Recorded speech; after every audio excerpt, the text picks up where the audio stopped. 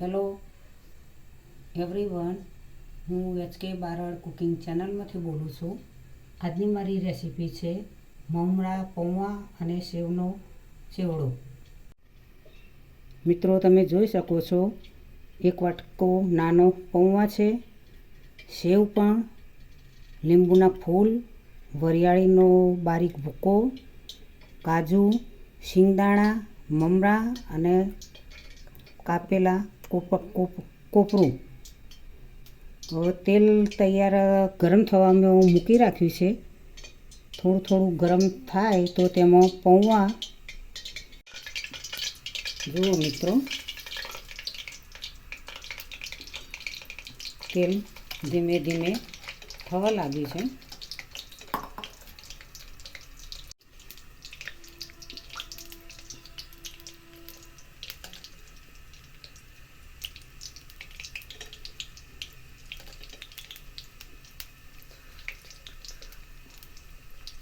પૌવાને થતા વાર નહીં લાગે, ધીમે ધીમે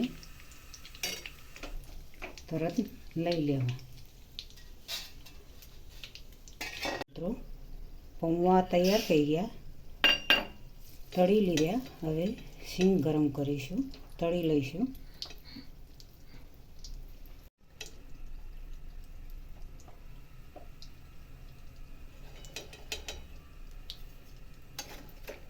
થોડી શેકાવા દઈશું.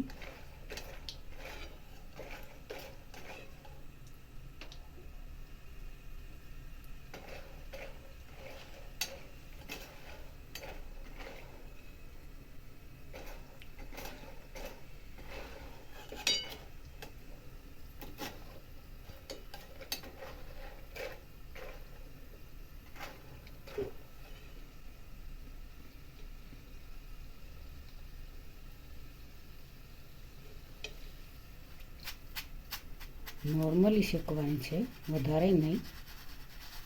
તો હવે પૌવાની અંદર એડ કરીશું. કાજુ નોર્મલી શેકી લઈએ.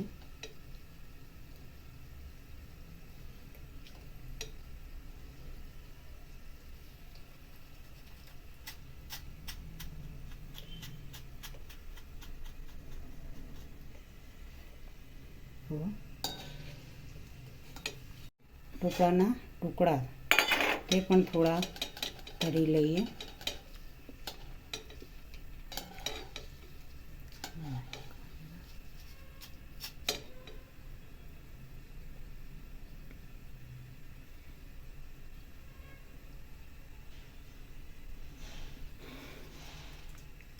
નોર્મલી તળવાના છે, તે પણ એડ કરી લઈએ.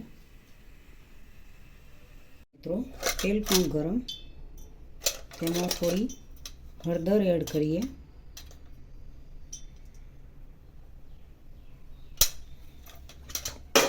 હળદર એડ કર્યા પછી થોડું નોર્મલી મીઠું પણ એડ કરીએ. હવે તેમાં મમરા એડ કરવાના. ધીમે ધીમે હલાવતા હોઈએ.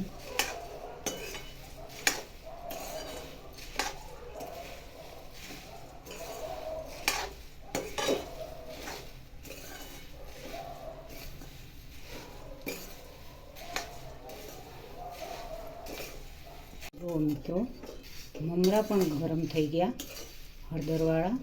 હવે તે પૌવાની અંદર એડ કરીએ.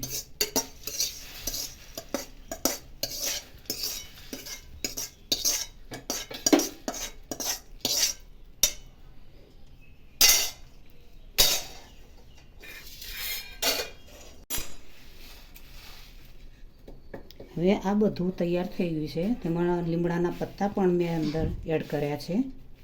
હવે તેની અંદર સેવ એડ કરીશું, ચણાની સેવ.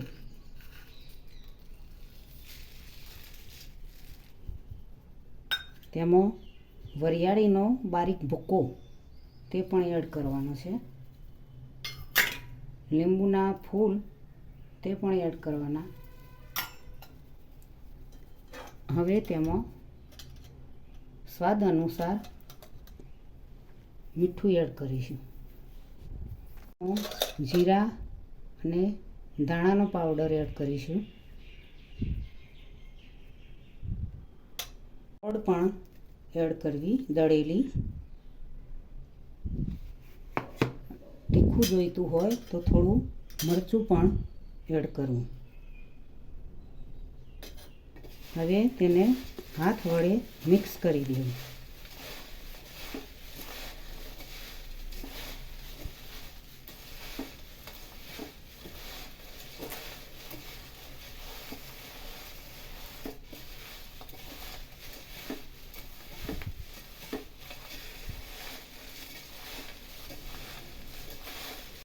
જુઓ મિત્રો, આજની રેસીપી તૈયાર થઈ ગઈ છે.